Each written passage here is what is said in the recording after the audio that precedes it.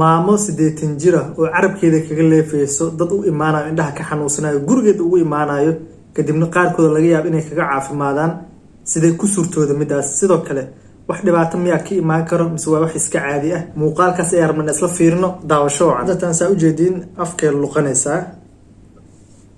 dabcan shay kaliya qofka maskaxiisa ku soo dhacayso ah in jeermisku ka baqanayo qofka bukaanka laga yaabaa waxayna ku dhaqaysaa alcohol marka ay xataa way dareensan tahay in jeermis iyo waxyaabo noocaas oo kale uu ka imaan karo afkeeda u gudbi karo qofka wayna tirtiraysaa laakiin xanuuno badan oo infekshanno badan sidaas kuma baxaan kadib indhaha ayay ka leefaysaa weliba waxay abaaraysaa baar kori iyo hoose haddaa ogsoon tahay kale baar kori iyo hoose waa meelaha ugu badan oo haddii shay oo kale soo biiba ama qashin oo geli karo oo ku qarsoomi karo way la raacaysaa kor iyo hoos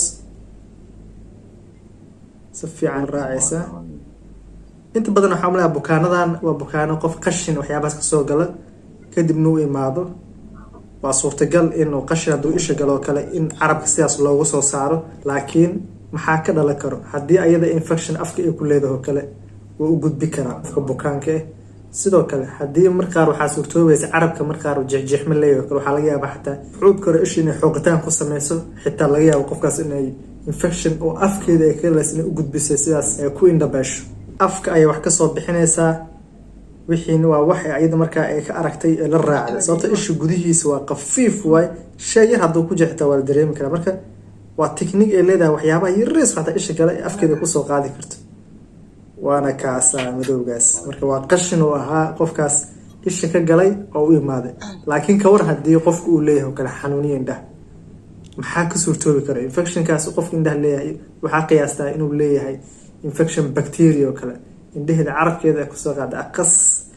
waxyaabahaasoo kale waa waxyaabo oo aada labalaba u ah marka arrimaha suurtoobi kara waxay tahay infection oo qofka afka ku leeyahay marka qofkaas afka carabkiisa la aadayo waa u gudbisii karaa qofkaas bukaanka ah bukaanka laftarkiisa haddii uu leeyahay infection indhihiisa leeyihiin qofkan kale oo ka daaweynayo ama carabkiisa la aadayan waa u gudbisii karaa marka wax ugu weyn arrinta ugu weyn waxaa waaye infection aada u khatar ah oo carabkana ka imaan karo qofka bukaanka u gudbi karo iyo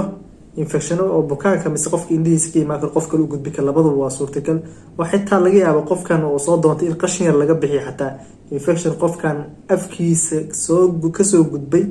oo indhaha qofkiisa gala xataa inuu indhabeelo sababtoo afka waxaa ku jira bacteria aada u khatar ah intaas waxay ahayd layaabka adduunka oo caafimaadka indhaha ah ka waran muuqaal noocaas kama soo badiya oo layaabka adduunka oo qusaya caafimaadka indhaha haddii aa muuqaal ka faaidays like noo saar meel walba adduunka joogtiin waxaan idin rajaa caafimaad iyo indhafayo